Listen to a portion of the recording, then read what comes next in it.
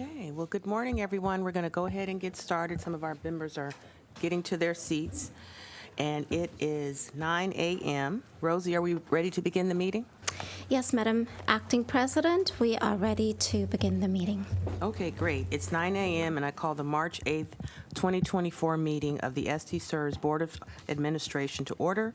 President Kaufman is unable to join us today. As you all know, he's on vacation, and he asked me to serve in his stead. So I'd like to open up our meeting with a special recognition for Board Member Elvin Lave for his board service.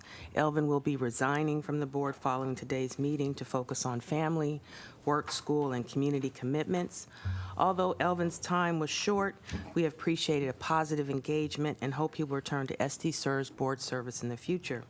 I would also like to recognize board member Natasha Kalara, who resigned from the board following our March meeting. And this was Natasha's second term in her 7 years of service with SDCERS, and she will be greatly missed. And on behalf of the board, we'd like to thank Elvin and Natasha for their service and are grateful for the time they volunteered with us. So why don't we give them a hand?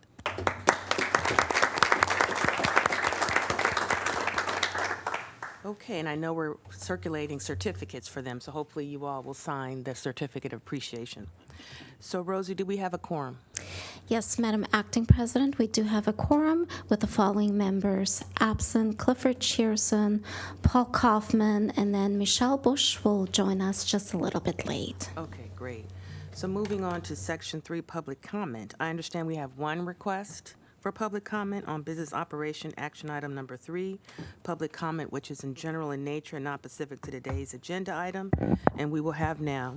Rosie, do we have a public comment that is general in nature and not specific to today's agenda? We do not, Madam Acting President, but we do have a public comment from Mr. Jonathan Heller, who will speak on his own behalf, and we will hold that comment until our business operation action item 1, which is actually the item that he will be speaking on. Okay, great. Thank you. So moving on to Section 4 of the consent agenda items, service retirements, drop entries, drop retirements, training, and the board agenda calendar. So before I call the motion for approval of the consent items, would a board member like to pull any of those items for a separate vote or discussion? No one? Okay. We have a motion and a second. Okay, we're ready for a vote.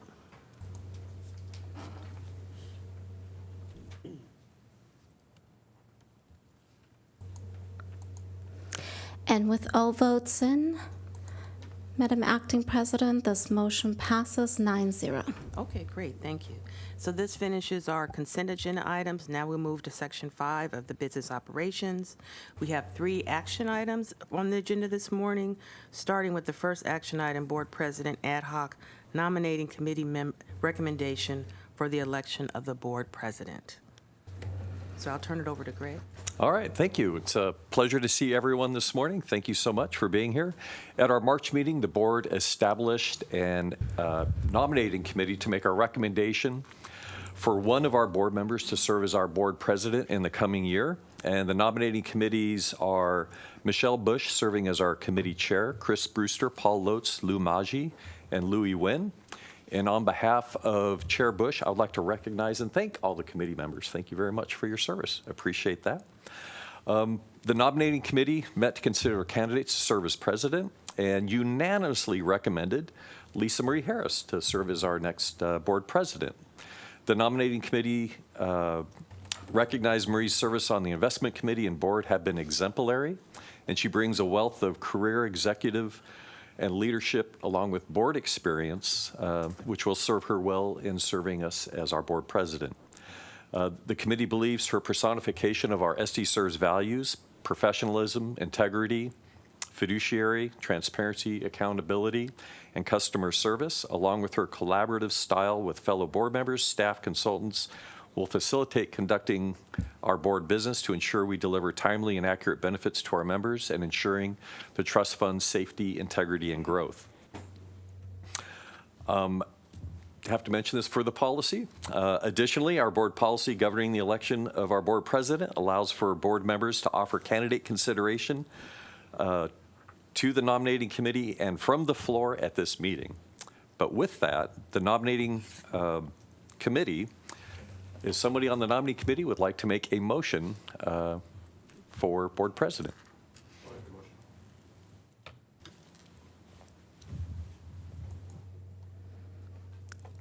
I'm sorry, are we actually voting now on that? Okay.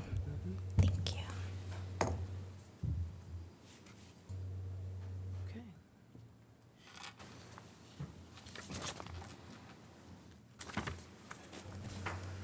And with that, the motion passes 9-0, and congratulations, Madam President.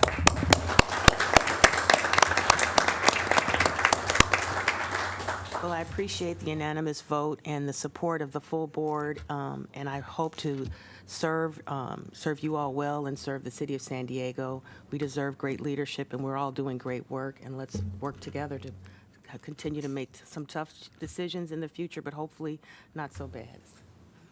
All right, so with that, we'll turn over, now we'll have the staff recommendation to adopt the June 3rd, 2023 actual report for the city of San Diego, and we'll ask Sharon to come up.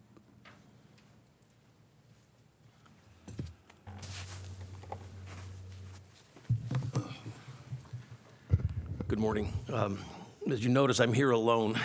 I got a call last night from Alice. She contracted COVID, and she's doing well. But just it reminded me it's the first time that I'm presenting here before the board alone since my first presentation in 2006. Good luck. So this probably will be very sort of brief compared to the last few meetings. If you recall, in January, we presented preliminary results based on no changes to the amortization policy. And then we had a meeting in March where we at length went through the various options, and the board selected option 3, which we'll cover here. And so today we'll present much of the information we presented in January, with the exception of somewhat difference in the city's contribution. So the timing, the results of this valuation will produce a number that the city contributes July 1st, 2024. But since the last valuation, we had an economic assumption or an experience study, did not change the discount rate. We made a slight change to a wage inflation of 0.25%. And we changed the COLA assumption from 1.9 to 2. The city, SDCERS maintains what's called a COLA bank in years that cost of living exceeds 2%. That amount goes into a bank, and there's so much in the bank today that even if COLA were 0, the bank would produce a 2% COLA. So we're moving that assumption from 1.9 to 2.0, and that was presented last September. And this chart depicts what impact the various assumption changes had on the system. But just to summarize it, in total, the increase, and you'll see in a later slide, increased the ADC by a little over $20 million and the liability by around $200 million. And this chart shows the increases in red and the decreases in green. We also had Proposition B unwinding. We went through this at length with the board in January and March. As you know, we had the new hires in 2021, and then the eligible active employees retroactively in 2022. And these were the 8 options presented to the board, and the board landed on options 3 and 5 to at the last meeting, or 1, 3, and 5 at the last meeting, and after a lengthy discussion, settled on option 3. And I want to say that the deliberation the board went through at the last few meetings, it was about the most impressive deliberation that I have ever experienced in my career, and I think the board should be commended for that. You really went through these options in excruciating detail. You did. So this chart let's focus on the bottom chart, really, is the whole message. Those gold bars are what the city's projected contribution rates will be, and as Chris knows, I'm going to tell him that this will not happen. But You guarantee it. right. But if the returns were 6.5 every year, you could see the lower contributions the city is gaining over the first 4 years or so, and then some extra contributions in the far out years. And that's basically because of moving from what's called level dollar amortization, the unfunded liability being funded with level dollars, to level percent of payroll, which means you have lower payments earlier and higher payments later. I hope I'm not going too fast. Gene, I just actually have, could you just expand on that? So that was the question that I had on this was, so in 2029, where it dips there, that's just because we've caught up with that change? Is that right? No, that just happens to be the fact that a particular, there's 26 amortization bases, and one of the bases goes away. that Drops year. off? Okay, Yeah. thank you. But again, that won't happen. Let's hope you're close. So now we'll go through historical trends.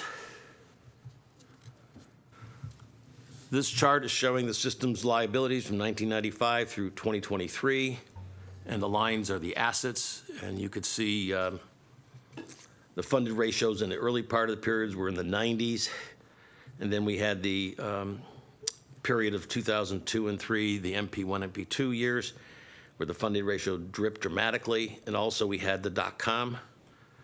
Then there was recovery up until 2008, and then we had the Great Recession.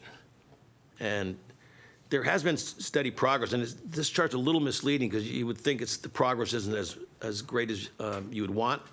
But during that time period from 2009 through 2023, the discount rate of the system, or the discount rate assumptions or investment rate assumption, dropped from 8 down to 6.5. So you're sitting with much stronger investment assumptions today, as well as mortality assumptions. And you can see in 2023, the bump up in liabilities, primarily attributable to the Prop B. Gene, just curious, did you do the math just to see if it had stayed at 8, the discount rate, how funded would we be at this point? You're curious. What was it? I assume you'd be in the 90s. Okay, Yep. thanks. But I don't know if there are any systems of this size that are at 8. Yeah.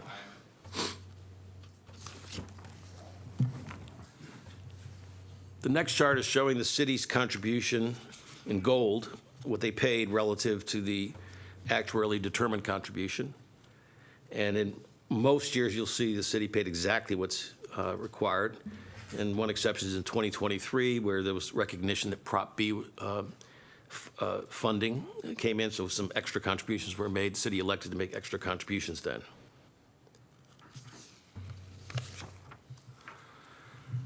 The next chart is saying how accurate are the assumptions. If you see a bar that's above 0, it's favorable experience. If it's below 0, it's not favorable. The gold bars are the investments, and the liabilities are the blue bars. And the most notable things are you see the 2008 Great Recession, how significant that was, as well as the dot-com in 2002 and 3. And the other thing that's important is to see what happened in this past year, large liability loss that's largely due to salary increases in excess of what we anticipated.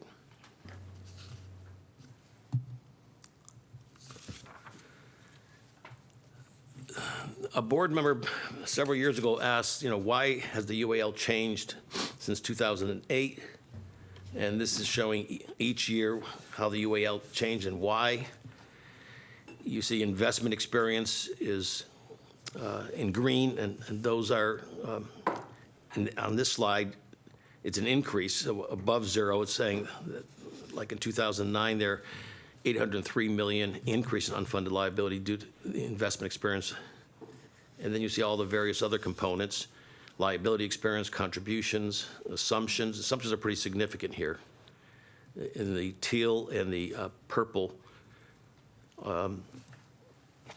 you have demographic and economic assumptions, and that's primarily the discount rate and mortality assumption.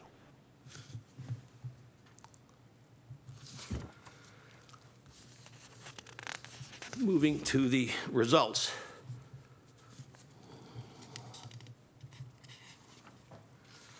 As I already mentioned, we've got the unwinding of Proposition B, and then I also mentioned that salary increases being greater than expected, and here are the salary increases that have been negotiated, I understand, between the city and the unions.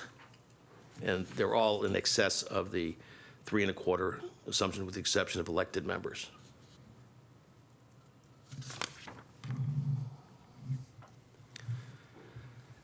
The next chart is a summary of all the valuation results.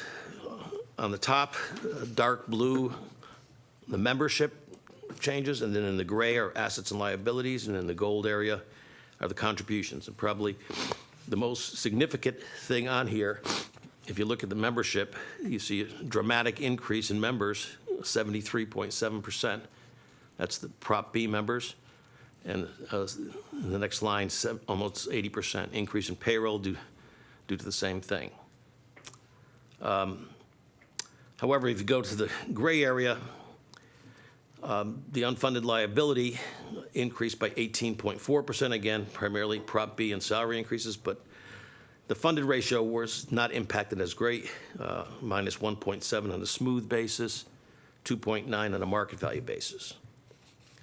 And finally, in the contribution area, the total contribution increased by 8.5% from 448 to 486.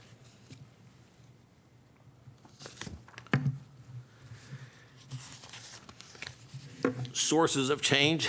This chart is showing 4 columns: the actuarial liability, the actuarial value of assets, the unfunded, which is just the difference, and then the ADC.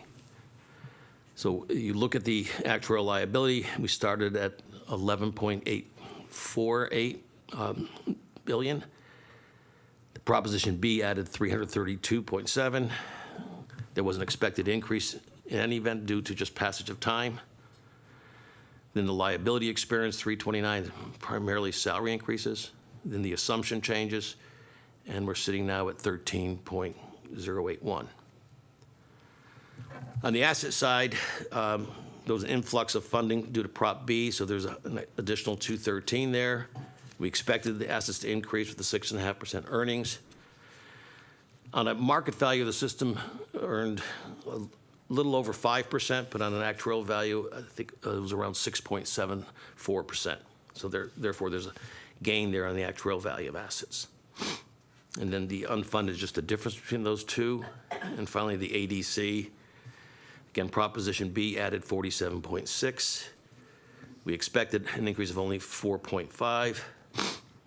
The liability losses resulted in 53.3. The change in the assumption is 23.1.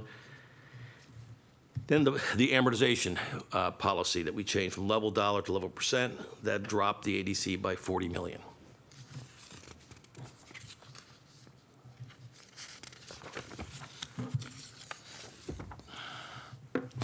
Going forward, this is really the same chart that I showed earlier, with the exception that we now have a new baseline, which is the red line, which is based on the new amortization policy.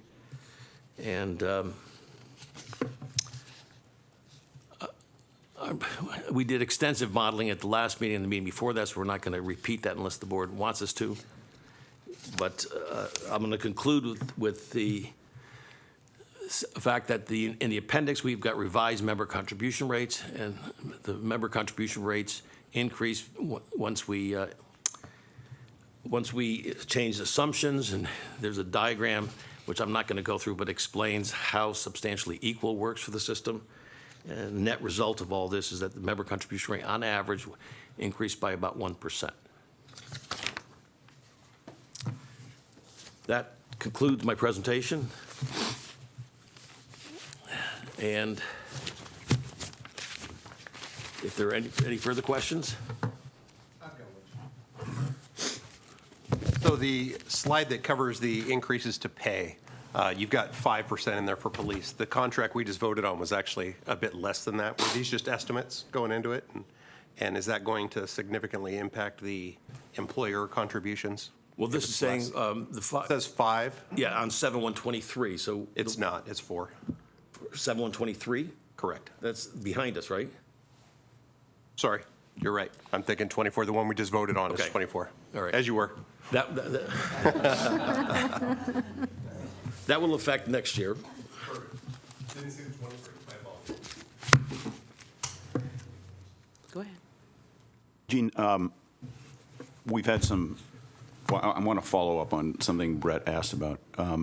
We've had some good discussions about the discount rate and sort of put that off in the future, which is fine. But I'm wondering if it would be possible for you to come back to us, I mean, when you come back to us, to give us a retrospective 20-year experience of actual net returns, right? And a 10-year experience of actual net returns, just a shorter, as compared to the discount rate. Does that make sense? Yes. In other words, what we thought we were going to be able to do and what we actually were able to do. And then adding to that, really kind of what Brett was getting at, under those circumstances, how would that change the ADC? How would it change when we get to 100% funding or whatever? And, you know, it's not as if seeing that causes us to take instant action. I just think it would be informative to see sort of what we imagined we were going to do and what we expect to do and what our history has been. Okay. In September, when we presented the experience study results, I'm sure there's a chart in there in looking at the discount rate where we looked at historical performance. So it is in that presentation. It's just missing, well, no, actually September we would have had the prior year, so it's. But missing the second piece of, okay, so if we figured stuff based on that going forward, then how would things change, basically? But let me ask this question. If you're saying, like, what if we were still at 8? Well, then for the past, I don't know, 15 years or so, the ADC would have been substantially less. So do you want that computation to say, what if we always stayed at 8 and show and reflect the fact that the city's contributions would have been much lower? Yeah, I don't know what Brett was looking for. Maybe he was. I was actually looking for really what happened, the true net over that period of time, because I understand what Brett is saying is if we had left it at that, even if we didn't hit 8%, we would look like we're at 90% or whatever you said. But we didn't. That's probably not true, because the 90% is only if today we changed it to 8. But Okay. if we always stayed at 8, we would have had substantially lower contributions over the past 15 years. Okay, so did you? Yeah, I was just curious. My point is really what you made, just emphasizing that we've been able to continue to make progress despite the fact that we keep hamstring ourselves appropriately. I'm all for where we are now. So I think it was necessary, and to be conservative, I would err on that side. But it is remarkable to me that we have still made progress gaining on the UAL while, full funding, while becoming appropriately conservative. That was my point. But it was just curious, if we hadn't done that, how much more funded would we be under the model? That was my. Yeah. If I can jump in, is just for perspective. So over that 20-year period, we went from 8% to 6.5%. And looking back to our professional investment consultant, Aon, their performance report as of December 31st, 2023, the 20-year number was 7.3% return. So we're in the ballpark. The actuarial assumed rate is a budgeting target that you try to guess as best as possible so you don't have a lot of fluctuations up or down. You're trying to think over the long term, can you hit that? And so we're in the right ballpark, I would say, for that 20-year period we're looking at. But it would be very interesting to see, in retrospect, what was the funding ratio. The challenge is, how deep do you go down? Because as Gene pointed out, there's lots of variables. Had we been at 8% for that entire time. You would have had different cash flows, but just looking at the experience versus the assumption, how close did we get over time? That'd be interesting. Yeah, and I think it's also important in the context of some of the discussions we had about at the last meeting and the meeting before vis-a-vis the city, if we're at 7.3 over a 20-year period, and if it were adjusted, say, to 7 based on that experience, and I'm not trying to engage that discussion right now, so I'm just pointing out, then the ADC is going to go down, and there'll be some savings on the city side based on that. So it's just something to look at, just to know and understand whether we want to stay where we are or not. That's fine, but it would be nice to see. I'd like to follow up on that. What is the process in reviewing our discount rate? And is that planned for the near future? So we just completed it. As Gene mentioned, just this past autumn, we went through and did a experience study where we challenged the veracity of our assumptions and methodologies. And we look at both the economic and non-economic and say, do we need to fine tune this funding model? It's really, trying to guess the best you can on what the future will bring. And there were some slight adjustments to that funding model. So the next time we do this is going to be another 3 years out. And again, it's interesting. This kind of reminds me of conversations that we have when we're hiring investment managers. Do you hire an investment manager looking through the rearview mirror of your looking into history, or do you project what their capability is going to be in the current and future economic environments? And the discount rate's kind of the same thing. You can look backwards and say, what was the historical trend? But, we went through different inflationary markets. There was different things happening, driving those historic returns. Do we think those are exactly going to replicate going into the future? And that's where Gene gets all excited when he brings in his P-Scan tool and starts plugging in different, well, this was the returns from the nifty 50s. This was the return from, the Great Recession. Here was a return from the bull market of the 90s. So depending on what you think the future is going to bring can really influence what we set that funding target at. And if right now we're all very concerned about inflation, is it going to go up? Is it not going to go up? And there's still a lot of uncertainty about that. But as those trends develop and become finalized, we may take a look at our discount rate 3 years from now and say perhaps it needs adjusting, perhaps it doesn't. I just have to hop in for a minute. The discount rate is based on a future projection. It is not based on a historical projection. So keep that in mind. It's interesting to go back and look at what actually happened and what the discount rate was at the time, but that's all it is interesting. It's really not relevant going forward. So what we need to rely upon, and there's so many factors that go into this other than just the number of 8 or 6.5. Like Gene says, it would have changed all the assumptions, or the majority of the assumptions, had it been lower or higher. So there isn't just one thing to change. Gene has that magic spreadsheet. I call it the Bill Hainer spreadsheet because he's the guy that wanted to see it, a former board member. And in that column where it says 6.5, he has an Excel spreadsheet that we all have access to. He offered it. And you can go plug 8 in there and see how it would have changed. But that does not take into account all of the other changes that would have been required. So the projection is forward-looking. Keep that in mind. In 2006, we didn't anticipate what would happen in 2008. Those were anomalies. We can't go back and compare that to where we were because we didn't expect it.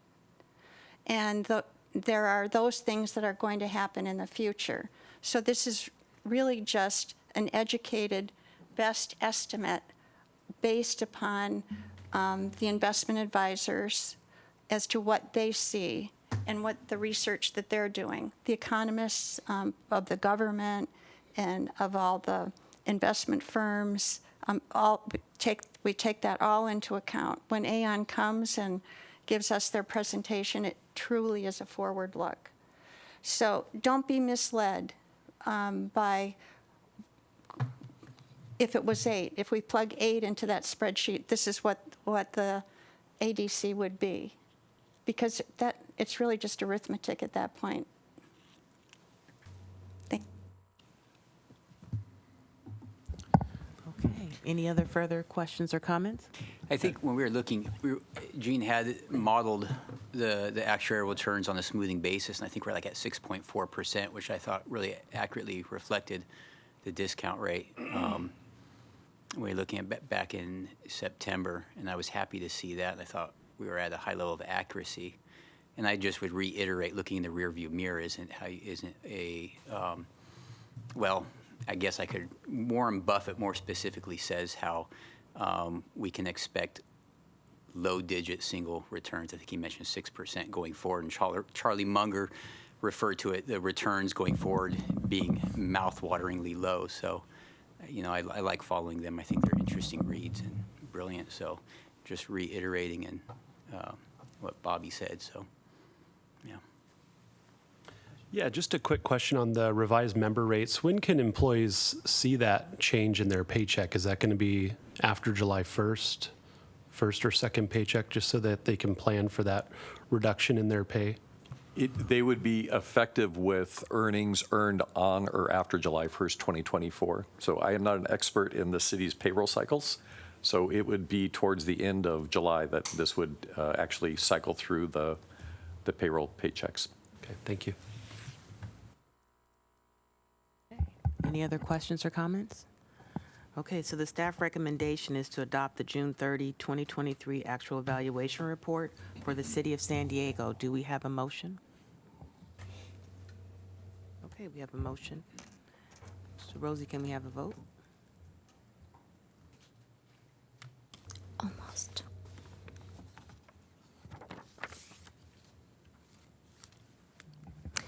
And with all votes in, Madam President, this motion passes 9-0. Okay, thank you, Jean, and we'll offer warm prayers for your colleague. Thank you. Okay, so moving to action item number 3, staff recommendation to deny Jonathan Heller's reconsideration request to waive underpaid contributions. And so I understand, Rose, we have a public comment at this time? Yes, we would like to invite Mr. Jonathan Heller up.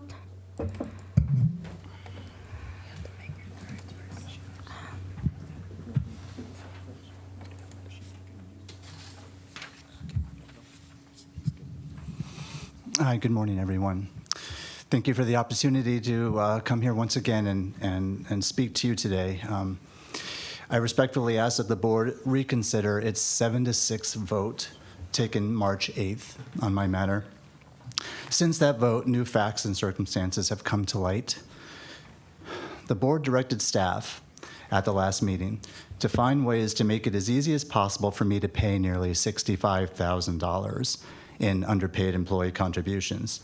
And remember, that amount is so large only because staff didn't know of the error in my classification, but failed to act for several years. Today's staff report on this item omits any mention of staff's mistake. But those facts are not in dispute, and even a staff member at this meeting last time called them a series of egregious errors. Since that vote, I've been told by SDCERS staff that I can accept a payment plan to resolve this matter. However, that would involve me paying my employee contributions well into my retirement. The General Counsel's opinion is that the board should not approve my appeal because you have to treat all members the same. I understand that. But now it is clear that I'm being treated differently. I'm the only member who's being told that I must pay my employee contributions long after I've retired, when I can least afford to do so, to make up for a series of egregious errors by staff. And there is another new fact. I was told last week that if I should die before making all the payments, responsibility falls to my beneficiary. Responsibility falls to my beneficiary. That's my son, Jason. He's 18. He's going to graduate from high school in 3 weeks. So I ask you to pause just for a second and think about that. Your organization, with $11 billion in assets, may go after my son, who has 0 assets, to satisfy a debt that's owed only because your staff made a series of egregious errors. Does this sound okay to you? Please take responsibility for your organization's mistake, and let's end this ordeal for everyone today. Thank you very much for listening. Thank you, Mr. Heller. I will now turn it over to Johnny to take this action item. Yeah, thank you, Lisa Marie, and good morning, everyone. I just wanted to tee this up for you because requests for reconsideration are rare. And so if you recall, in March, this board heard Mr. Heller's appeal, and the appeal, as stated by Mr. Heller, was to waive collecting the underpaid contributions that he would have paid, about $65,000 that he would have paid except for staff's error. And if you recall, at the March B&G committee meeting and the full board meeting, there was very long discussion about this matter, exhaustive discussion. But ultimately, the B&G committee voted to deny the appeal to have Mr. Heller pay his contributions consistent with the plan. And then the board agreed with that and also voted to deny Mr. Heller's appeal. Now, the board also asked me to go find an easier way for Mr. Heller to repay those benefits. And we've done that research, and I intend to talk to you in closed session about that matter. Now, despite the conclusive vote in March, Mr. Heller has asked for reconsideration, which is something that he can do in his board rules for the reasons stated here today. Procedurally, in order to avoid rehashing what happened in March with potentially the same outcome, Robert's Rules gives us some guidance on how we should handle this. And the guidance is really to have a board member who denied Mr. Heller's appeal in March to start a motion and say, I actually want to reconsider this. And if that happens, and then there's a second, at that point, Robert's Rules guides us to say, then there is a reason to perhaps reconsider this and re-talk about that motion.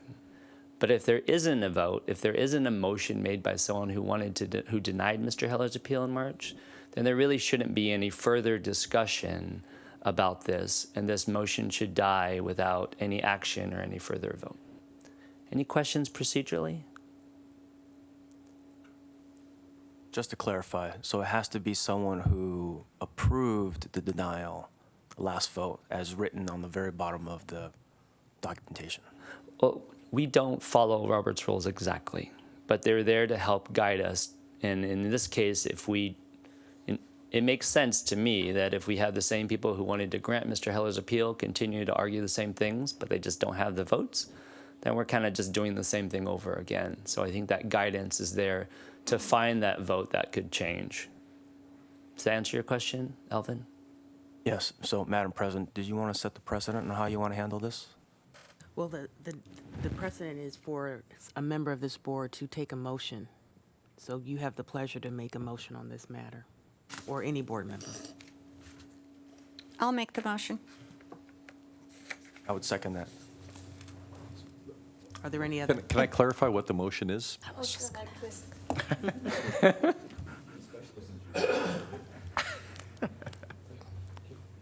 Can you state your motion, Bobby? I was waiting for you. Oh.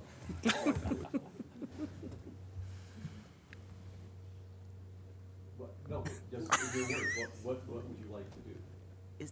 Are you motioning the staff recommendation, or you're motioning to reconsider the denial? To reconsider the denial. And that was I your would like to second make the motion? motion to reconsider the denial. And I'm seconding the motion to reconsider the denial.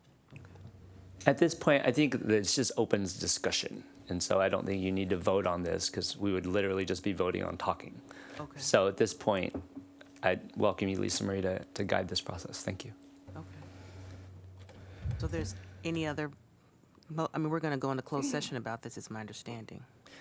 I'd like to talk to you in closed session about your request to make an easier payment plan, but obviously, depending on what we do today, that will change. That could possibly change what we do in closed session. But I can speak to anything that Mr. Heller talked about. Susan St. John is here to talk about the merits and what the merits of why staff has recommended that Mr. Heller repay these contributions, consistent with the discussion in March. You let me know, please. I do have a clarifying question for you, Johnny. So Mr. Heller noted there are a couple new pieces of information that came up. Can you comment on those pieces of information? Sure, thank you. So as I said in March, the board asked, can you please help Mr. Heller have the easiest repayment plan? And so I have worked with council to talk about that and come up with a payment plan that is the easiest and technically the least expensive. I really don't want to talk about some of the details in open session. That's why I wanted to talk about in closed session, but I will address some of it. What Mr. Heller said is he's being treated differently because he's being asked to pay contributions into his retirement. That is different, without a doubt, because everyone else pays their contributions before they retire. But the idea is, how do we get Mr. Heller to have a reasonable contribution now and in the future? And in order to do that, we expanded the horizon of payment. So yes, I think he is being treated differently, but I think that's honestly to try to make it easier for him. Gladly, the board could say, repay everything before he retires. And that's something that we would normally do, but that's not been asked of me. Also, I would say he was treated differently along the way when he was underpaying. It was on. And he was enjoying not paying in as much, and he got to use the money that he would have been contributing along the way. So it sounds very cold-hearted, but he was treated differently to the plus, and now it will be the minus. So it all evens out. That's the whole point. And so legally, we are doing what we can do with him repaying, and we're going into the gray as much as we can to string it out. And if he were to pass when it was after retirement, when he still has payments to go, then theoretically his son, beneficiary, would have to pay back. Is this true? Thank you for asking that question. That's not the conversation we had, and I'm sorry, Mr. Heller, if you misunderstood my advice. First of all, my advice was, I can't give you legal advice, of course, so please don't take that as such. But the question was, what happens if Mr. Heller passes away and he hasn't paid for his contributions? And the answer to that was, well, normally your estate would owe the money. So if you have any assets in your estate, SDCERS theoretically could go seek those contributions or offset any money we owe to the beneficiary. So if Mr. Heller was supposed to get paid, let's say, some retirement benefit that we haven't, but he owes money, our normal practice would be to offset that. But my comment, Mr. Heller, was not that your son would owe as an individual any debts that you owe. That's not part of how probate works. So I apologize if you felt that was true, but that's my understanding, that independent of you, your son does not owe the personal debts of a parent. Does that answer your question, Brett? It does. So it would simply get netted out, and his 18-year-old son, hopefully much older at that point, is working and supporting himself and doesn't have this huge burden foisted on him. His inheritance, whatever it may be, would be slightly less, whatever that difference is, if SDCERS pursued it. The way the board can address this the way it wants to, but the way we proposed it is, if SDCERS owes Mr. Heller any money, then we would offset any amount that he owes us for his contributions that he should have already paid. Right. And we've also crafted it as Mr. Heller had a survivor continuance benefit, that survivor continuance, which stems from Mr. Heller's retirement, would pay off that benefit still.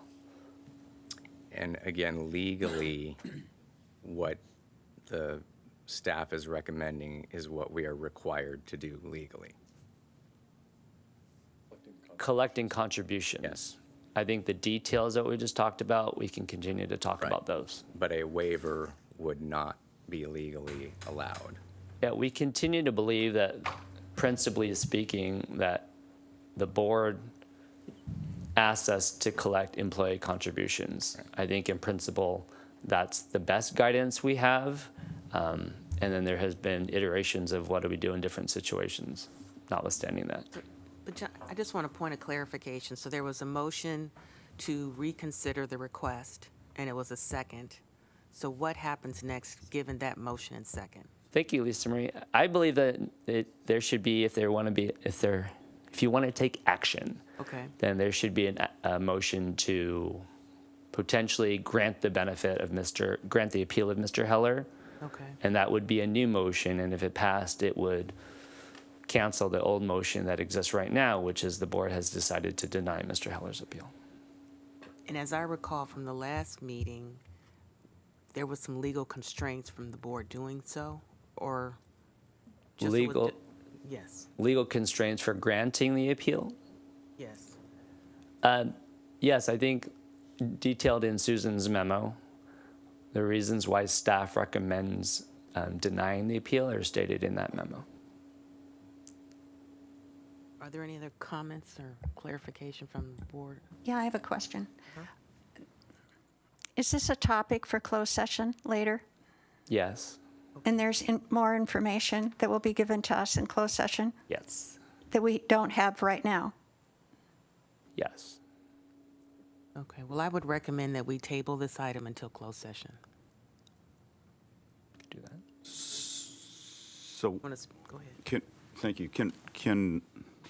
So Mr. Heller's got an appeal before us and is asking for a response. Is the intent to delay the response until after the closed session discussion? Yes. So And we on have that more- note too, would the appeal, reconsideration for appeal go in tandem with what we're going to talk about in closed session? So technically, if there's enough board members to reconsider the appeal and grant the appeal, wouldn't we be able to work on both at the same time? I think so. Yeah. But we would be in closed session, and Mr. Heller, that would not be a public at that moment, right? That's correct. Correct. So Mr. Harrell would leave today with a denial or an approval for an We appeal. come back into open session Yeah. after. we'll- Yeah. Oh, that's right. We'll Never come mind. back. So is it possible we go into closed session now and deal with this matter and then come back out? I mean, since Mr. Heller's here, other than having him wait till the end of the day? It's the pleasure of the board. We can go into closed session anytime. Yeah, it's been agendized, so if you wanted to take the agenda out of order and go into closed session, the board's free to do that. Is that the pleasure of this board? Okay, well, I'd recommend we go into closed session. Okay. Can we clear the room, please?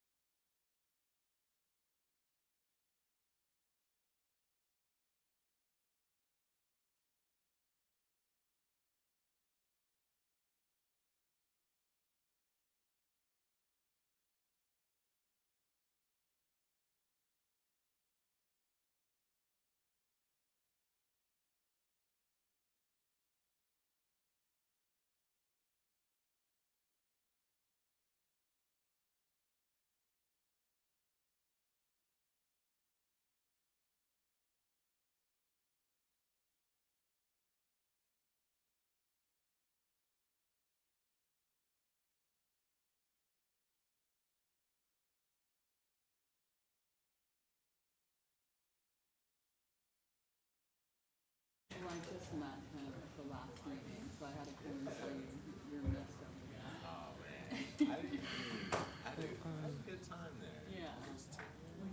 I mean, when Tracy came on board during the pandemic, Can you help me log them in? Please.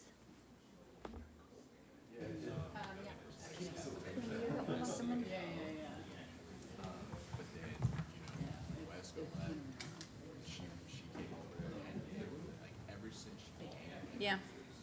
It's not one.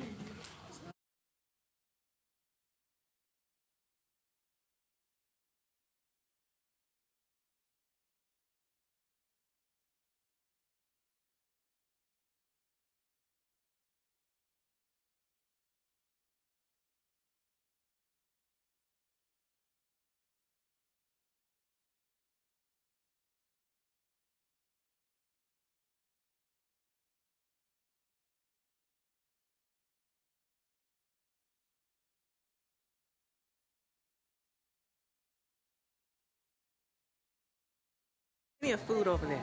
No, I'll find out. And that's why I was late. I was in a meeting with her.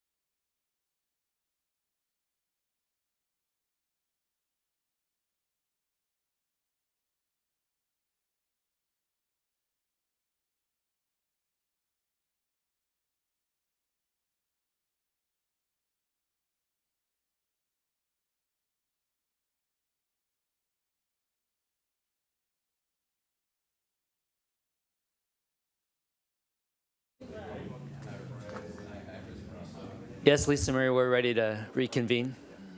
Hey, board, we can reconvene the meeting. Take your seats.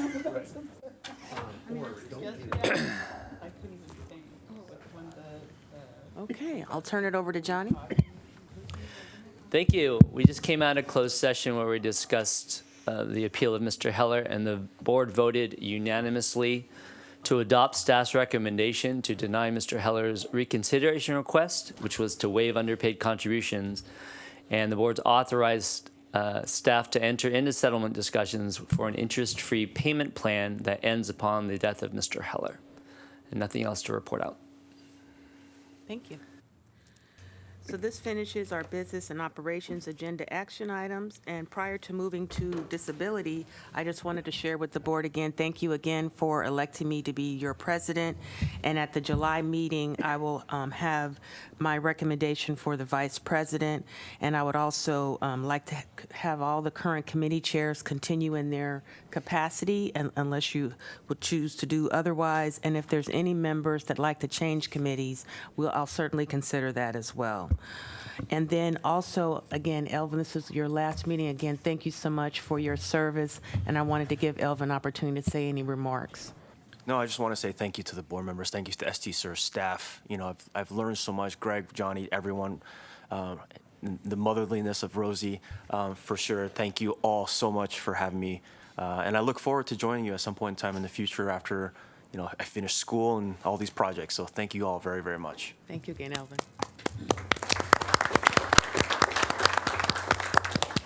Okay, so we'll move to the disability report out. So Disability Committee Chair Tom, how do you say your name? Battaglia. Battaglia, thank you. Please provide our report. Thank you. Thank you. The Disability Committee met yesterday and considered 5 action items. The committee took no action on the 5th action item and instead provided direction to staff. Before I review all 5 Disability Committee action items and make a motion for the consent agenda items 1 through 4 for approval, are there any action items the board members would like to pull for a separate vote? Seeing none. So starting with consent agenda item number 1, staff's recommendation to approve the industrial disability retirement application of Michael Ferragamo. The committee approved Mr. Ferragamo's application for industrial disability retirement as his application was supported by evidence of being permanently disabled, his disability being attributed to his work duties, and his disability caused for the need of leaving city employment. Are there any questions from the board at this moment? All right, moving to consent agenda item number 2, staff's recommendation to approve the industrial disability retirement application for Jesse Holt. The committee approved Ms. Holt's application for industrial disability retirement as her application was supported by evidence of being permanently disabled, her disability being attributed to her work duties, and her disability caused for the need of her leaving city employment. Are there any questions from the board on this item before we move to consent item number 3? Moving to consent agenda item number 3, staff's recommendation to approve the industrial disability retirement application of Michael Huktukin. The committee approved Mr. Huktukin's application for industrial disability retirement as his application was supported by evidence of being permanently disabled, his disability being attributed to his work duties, and his disability caused for the need of leaving Unified Port District employment. Are there any questions from the board on this item? And moving to consent agenda item number 4, staff's recommendation to approve the industrial disability retirement application of Christina Miller. The committee approved Ms. Miller's application for industrial disability retirement as her application was supported by evidence of being permanently disabled, her disability being attributed to her work duties, and her disability caused the need for leaving city employment. Are there any questions from the board on this item? Moving to consent agenda number 5, proposal for modification of disability retirement process. The committee considered a proposal to expedite the disability benefit approval process for an injured city employee whose employer is unable to accommodate their work restrictions. After a thorough discussion, the proposed changes failed to gain committee support on a 2-2 vote. Alternatively, the disability committee provided direction to staff to draft a letter from the SDCERS board board's consideration requesting the city to address the plan design coverage gap where the city finds an employee cannot perform their job, but SDCERS determines the employee is not entitled to a disability retirement benefit. As such, the disability committee action item number 5 does not require a board vote, and my motion to approve the consent agenda item will be for action items 1 through 4. Are there any questions from the board on items 1 through 4? All right, so I move to approve the consent agenda items 1 through 4. Or Paul will move to approve.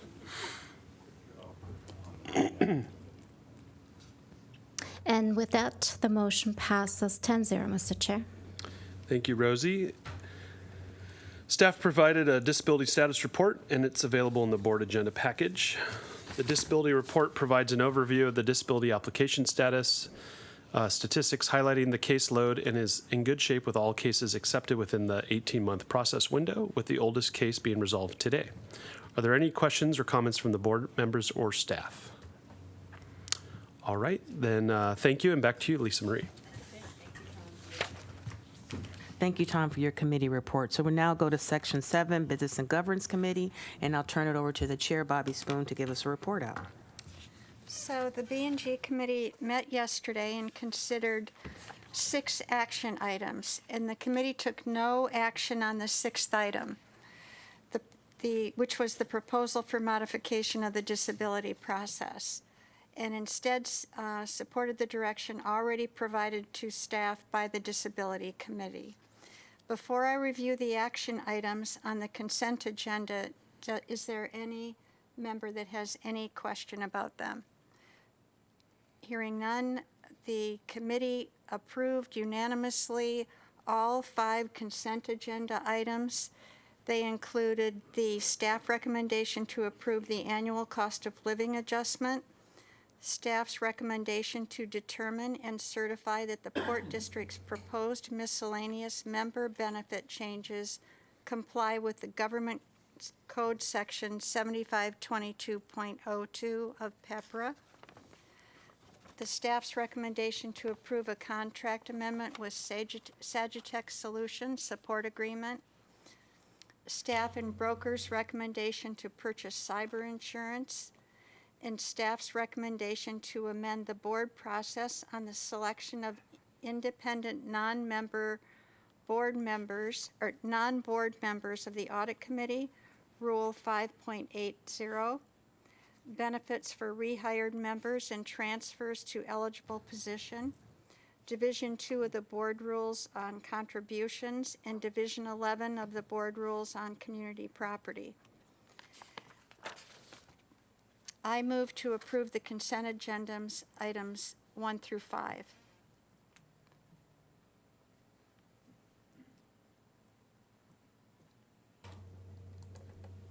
Please record your votes.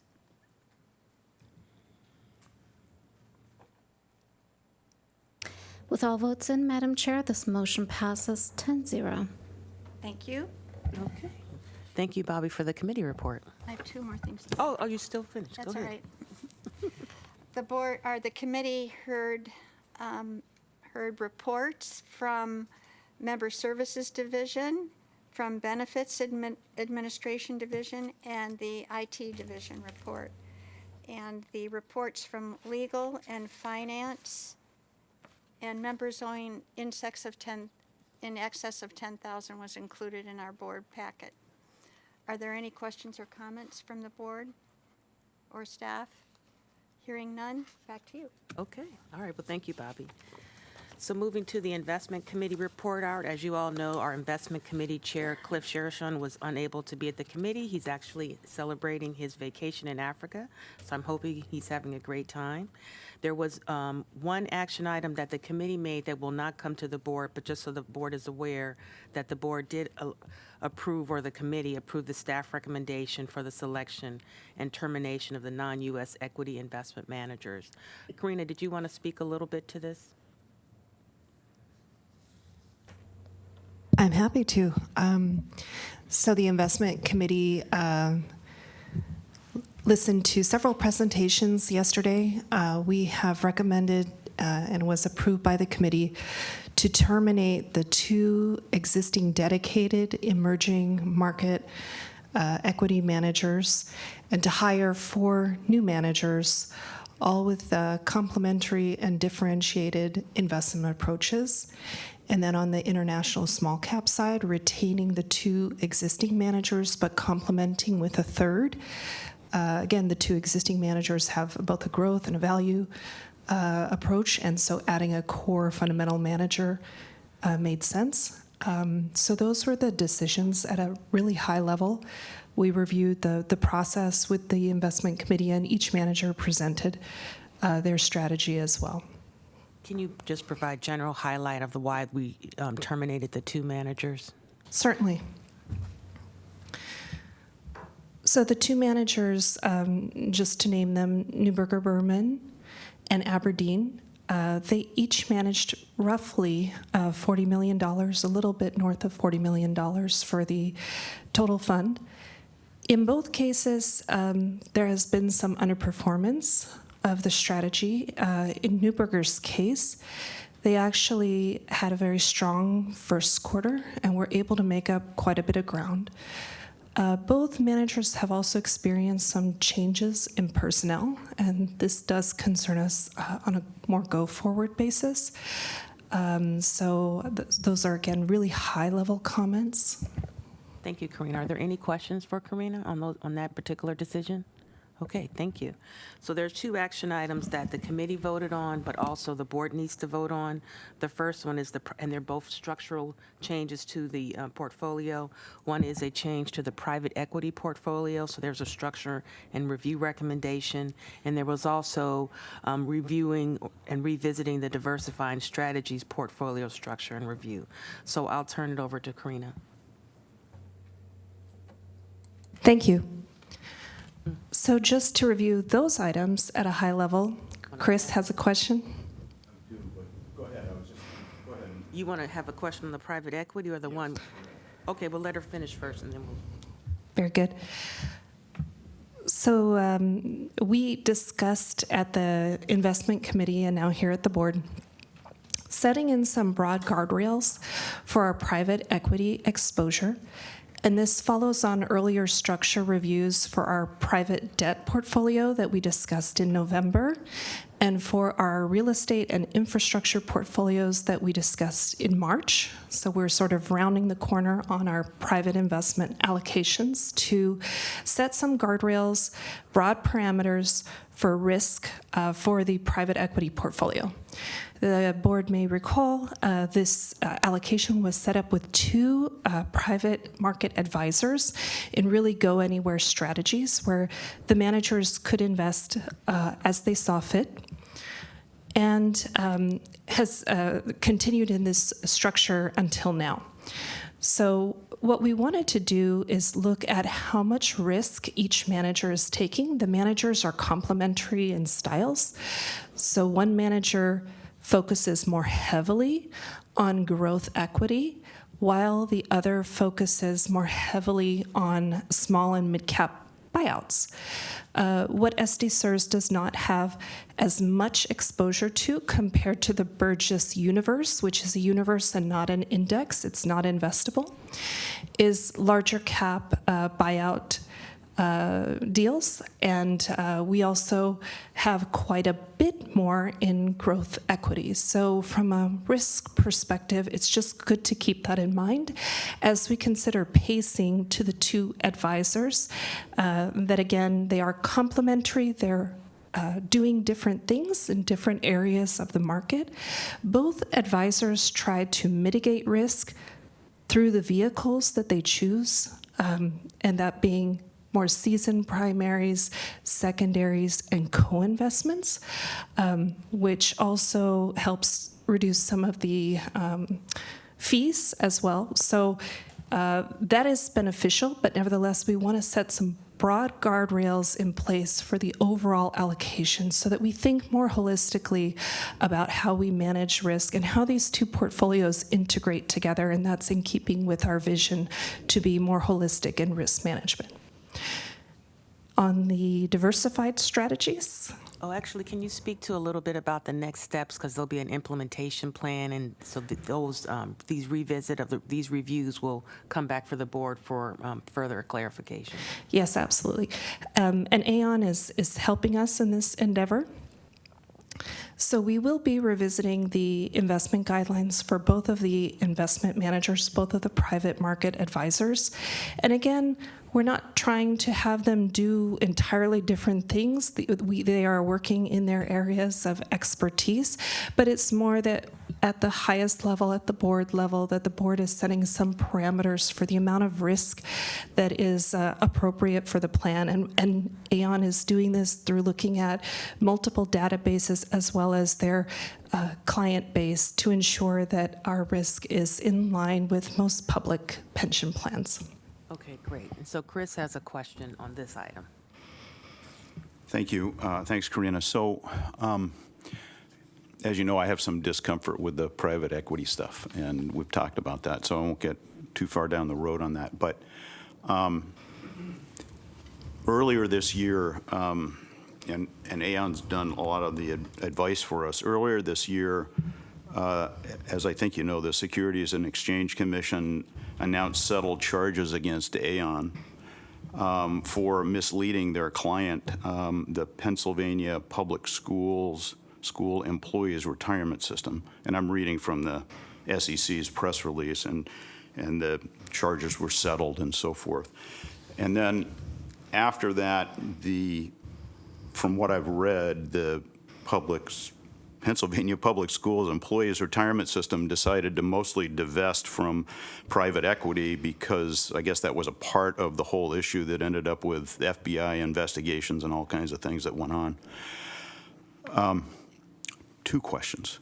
The first one is, I've noticed when we get reports from our various investment advisors that one of the questions you ask is, do you have any, it's like a boilerplate language question, do you have any SEC inquiries in the works? And so my question is there some sort of standard process whereby the board is informed if they say yes, and here's what's going on, so that we're aware of that?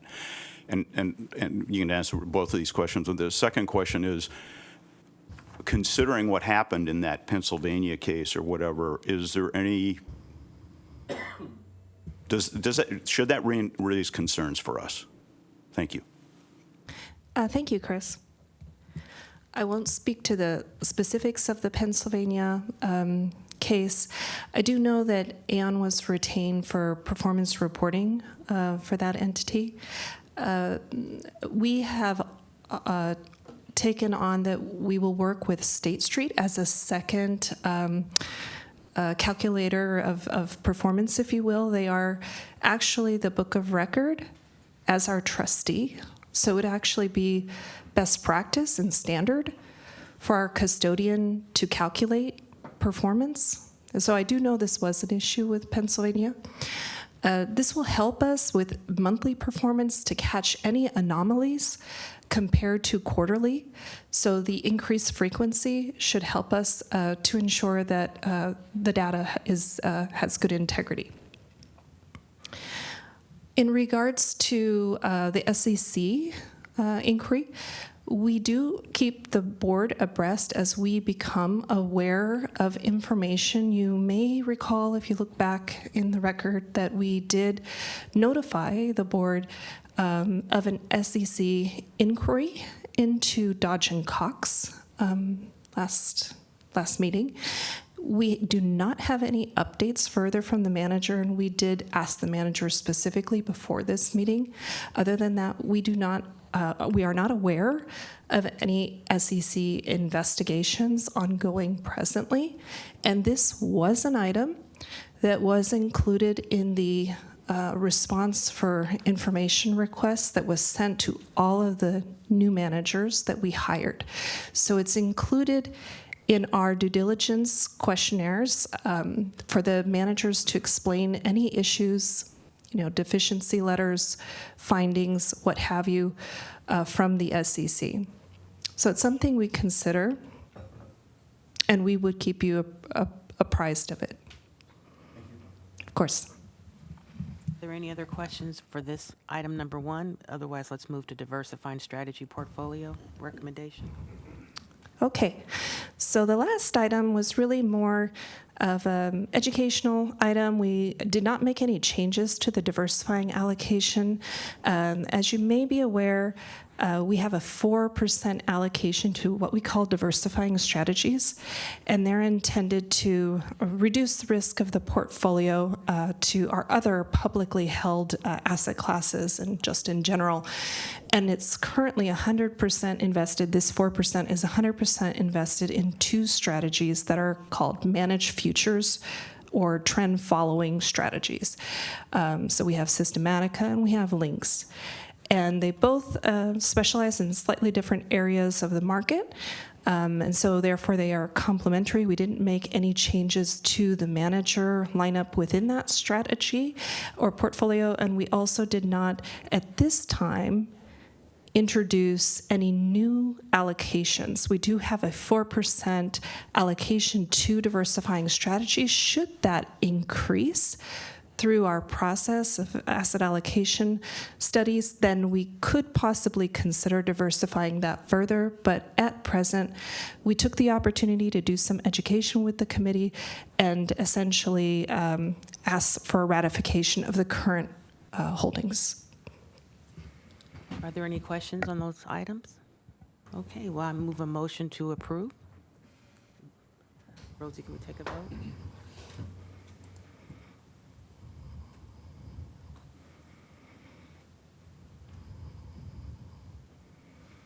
And with all votes in, Madam President and Madam Chair of this, acting chair of this committee, this motion passes 10-0.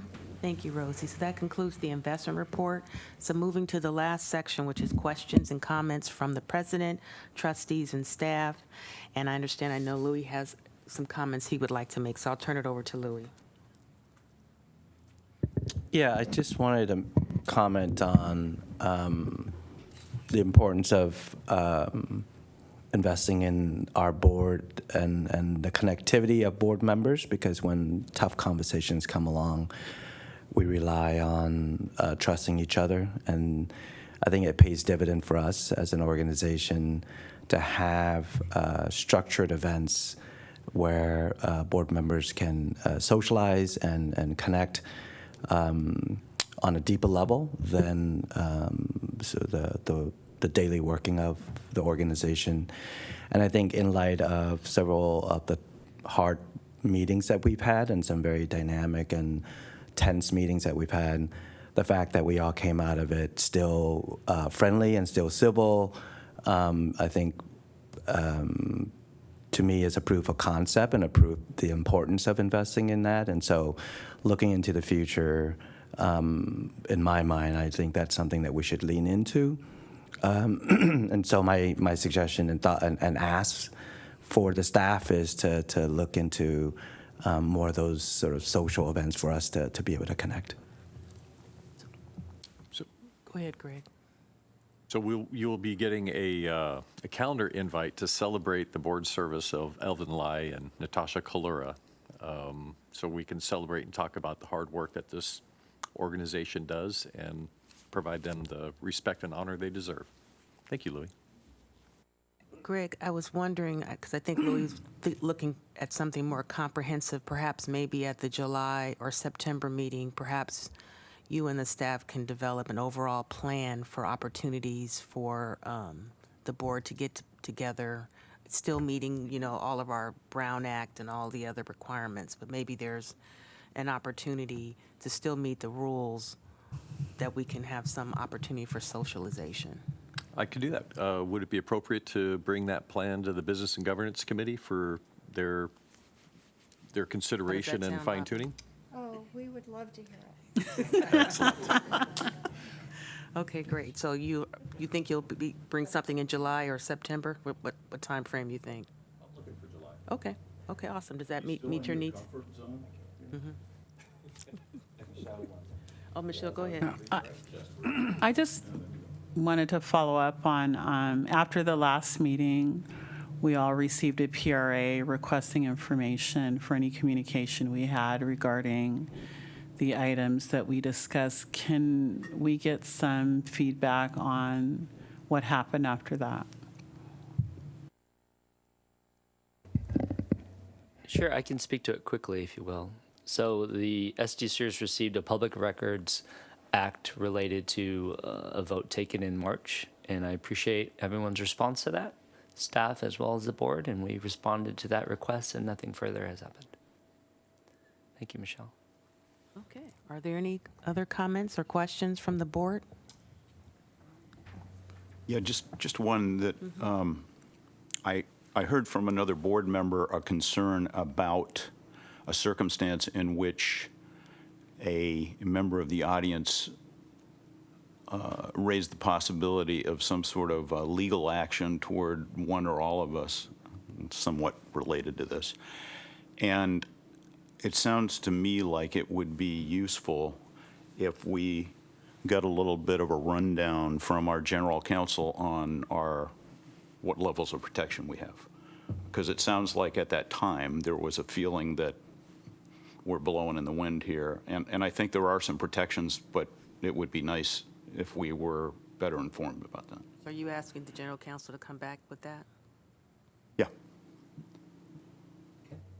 Thank you. Will do, thank you. Okay. Greg, you have any comments? Yes. Absolutely, I always do. All right. First and most importantly, I would like to start by reporting, much to my relief, no staff have come up to me and announced their retirements. So I'm extremely happy about that. I would like to recognize Ted LaSalvia, SDCERS Finance Director, for his professionalism and accountability in presenting the SDCERS budget as an information item to the San Diego City Council's Budget Review Committee this past Tuesday. This is an annual event where Ted and I provide a very high-level, brief budget overview and field council member questions. This year's questions from council members included investment risk, investment fees, legal fees, retiree health care program transition, how SDCERS complies with city department budget reduction requests, and the recent evaluation of the SDCERS amortization policy. Very good interaction, and it was a very good experience. I'd also like to recognize Jamar Montgomery, SDCERS Medical Review Officer, for successfully completing the FBI San Diego Citizens Academy, which provides firsthand experience how FBI investigates crimes, threats to our national security, and learn about various tools and technique the FBI employs to carry out its mission over 8 weekly 4-hour courses. Congratulations, Jamar.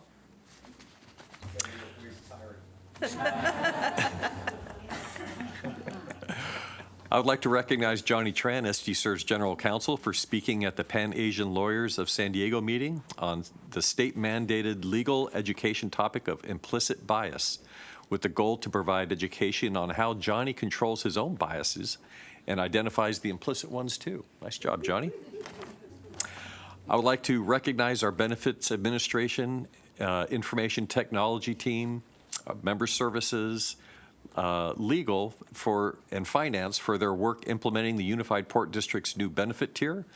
The team brought the port's new General 2024 plan into production at the end of March, and it was quite the collaborative effort in a very small time frame in which to squeeze in because of all of the different IT strategic plan efforts that we're doing. But the team was able to pull together and get it done. And kudos to Sandra and her team for all of the testing. And I believe we're working through the first processing of the employer transmittal. So that was just quite the accomplishment. Nice work, team. I'd also like to update the board on 2 presentations provided by the CEO since our last meeting. The first presentation was as a panelist on the Calipers Overview Staff Training class, which compared and contrasted state, county, and municipal retirement plans, highlighting the unique and common administrative issues. There were approximately 100 California Public Pension Plan staff participating on this Zoom call training session. The second was presenting the actuarial evaluation results to the San Diego County Regional Airport Authority at their May 2nd meeting. And this was a particular challenge because it was delivering a 30-minute presentation in the 10-minute allotted time period. But they were very gracious and allowed me 3 extra minutes to get through it. Thank you. This concludes my remarks. Okay, any comments, Johnny? So do we have any further closed session items to go into? We don't have any further closed session. Okay, well, that concludes this meeting, and our next meeting will be held on July 12th. So thank you, everyone. The meeting is adjourned. At 11:26 a.m. Okay. For the record. And we finished before 12 o'clock. Can I take a picture of that?